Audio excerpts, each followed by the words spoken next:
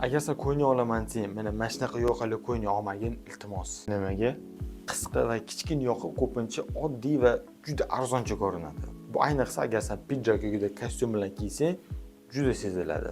Kichkina yoqa pidjak yoqasiga yetib bormaydi va butun ko'rinishi shu sabab buziladi. Galstuk tanlashda ham, taqishda ham senga qiyin bo'ladi va bunaqa yoqaga galstuk taqsang, juda bir tartibsiz ko'rinadi. Galstuk o'zi yoqadan tashqarida chiqib ketib qolib, umumiy proporsiyani ham buzib yuboradi. Uning o'rniga bo'lsa katta yoqali ko'yni olgin. Masalan, Kent degan ko'yni bor.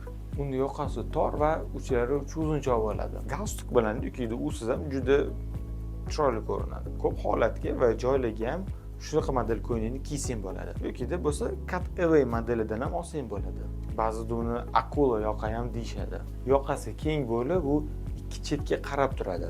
Elegant ko'rinish uchun galstukni Windsor variantini taqsang ham bo'ladi. Maslahat uchun rahmat.